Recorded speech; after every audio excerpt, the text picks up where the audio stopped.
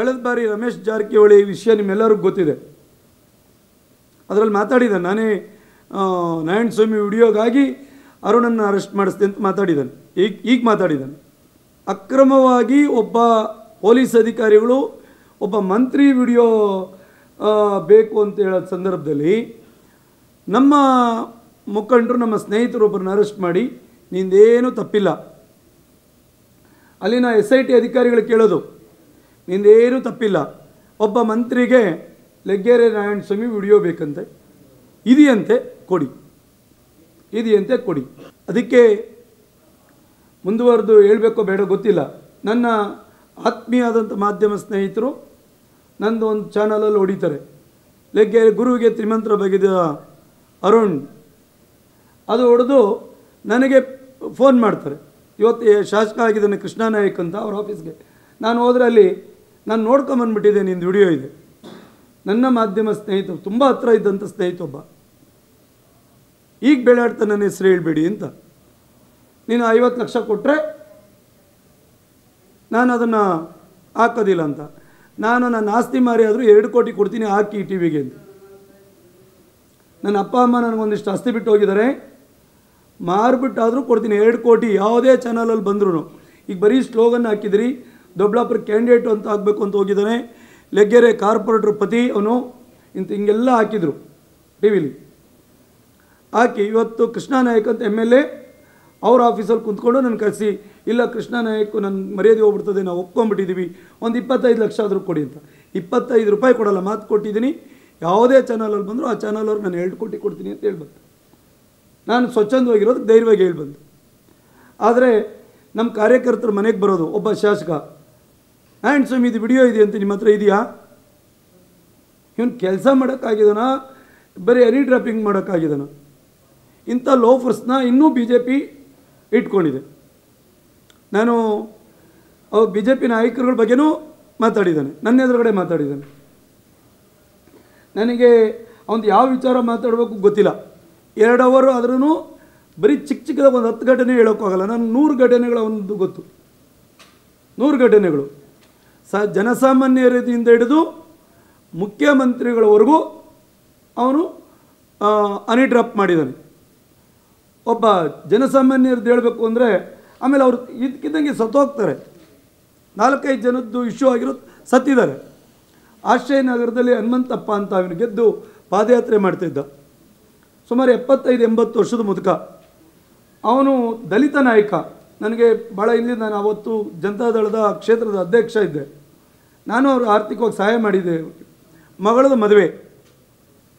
ಮದುವೆ ಇದ್ದರೆ ಇವ್ರು ಪಾದಯಾತ್ರೆಗೆ ಹೋದಾಗ ತಡೀತಾರೆ, ಅವನೊಂದಷ್ಟು ಸೇರಿಸ್ಕೊಂಡು, ಏನಯ್ಯ ಇಲ್ಲಿ ಬಾತ್ರೂಮ್ ಇಲ್ಲ, ರೋಡ್ ಇಲ್ಲ, ಕುಡಿಯೋಕ್ಕೆ ನೀರಿಲ್ಲ, ನೀನು MLA ಅಂದ್ಬಿಟ್ಟು ಬಂದಿಲ್ಲಿ ಇದು ಮಾಡಿದ್ದೀಯಾ ಅಂತೇಳಿ ಸ್ವಲ್ಪ ದಲಿತ ನಾಯಕರಾಗಿದ್ದು ಸ್ವಲ್ಪ ಕಾರವಾಗಿ ಮಾತಾಡ್ತಾರೆ. ಅಲ್ಲಿ ನೋವುಗಳಿದ್ದಕ್ಕೆ 2 ದಿವಸಕ್ಕೆ ಅವನಿಗೆ ಹೆಂಡತಿ ಸತ್ತೋಗಿರುತ್ತೆ, ಮಕ್ಕಳಿರುತ್ತೆ.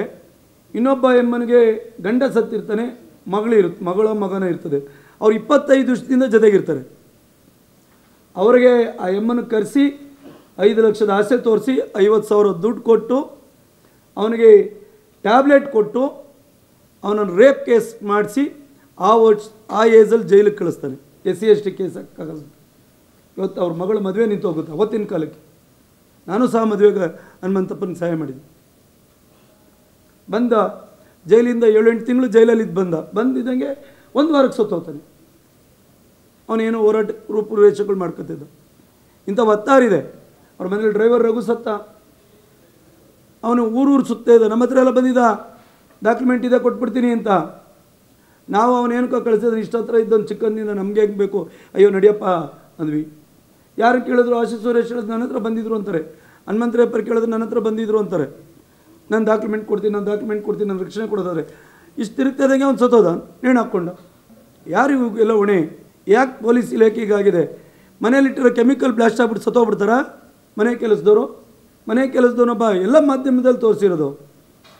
ಅವ್ರದ್ದು ಸಾವಿರಾರು ಕೋಟಿ ಜಾಗ ಕೊರೆ ಮಾಡ್ತಾ ಇರ್ತಾರೆ. ಒಬ್ಬ KS ಅಧಿಕಾರಿ ಭೇಟಿ ಕೊಡ್ತಾಳೆ. ಭೇಟಿ ಕೊಟ್ಟು 2 ದಿವಸಕ್ಕೆ ಆ ಎಮ್ಮ ಕೊಲೆ ಆಗ್ತಾಳೆ. ಕೊಲೆ ಆದರೆ ಡ್ರೈವರ್ ಸತ್ತ ಅಂತ ಒಪ್ಕೊಳ್ತಾರೆ. ಅವನ ವಿಚಾರಕ್ಕೆ ಹೋದವ್ರಿಗೆ ಕಾನೂನು ಮೀರಿ ಸಾವುಗಳಾಗ್ತವೆ. ನಮ್ಮಲ್ಲಿ ಅಧಿಕಾರಿಗಳು ರಾತ್ರಿ ನಮ್ಮ ಫೈಲ್ಗಳು ಸೈನ್ ಮಾಡಬೇಡ ಅಂತ ವಾರ್ನ್ ಮಾಡಿದ ಅಧಿಕಾರಿಗಳಿಗೆ. ಒಬ್ಬ ಡಬಲಿ ಶ್ರೀನಿವಾಸ್ ಅಂತ ನಮ್ಮ ಎಲ್ಲ ಕೆಲಸ ಕಾರ್ಯಗಳು ಸೈನ್ ಮಾಡಿದ ಬೆಳಗ್ಗೆ ಅವನು ಹಾರ್ಟ್ ಅಟ್ಯಾಕ್ ಆಗಿ ಸತ್ತೋಗೋನಿಂದ. ನಮಗೆ ಭಯ ಬಿದ್ದು ನಾವು ಹಿಂದೆನೇ ಹೋದ್ವಿ. ನಮ್ಮ ಅದೃಷ್ಟನೋ ಅಥವಾ ಇಲ್ಲ ಕಾಕತಾಳೀಯನೋ ನಮ್ಮನ್ನು ಕೊಲ್ಲಬೇಕು ಅಂತ ಪ್ರಯತ್ನ ಮಾಡಿದಾಗೆಲ್ಲ ನಾವು ಉಳ್ಕೊಂಡಿದ್ವಿ. ದಾಖಲೆಗಳ ಸಮೇತ ಇದೆ. ಇವತ್ತು CM ಕಾರ್ಯಕ್ರಮ ನಾನು FIR ಅಲ್ಲಿ ಡೀಟೇಲಾಗಿ ಬರೆದಿದ್ದೀನಿ.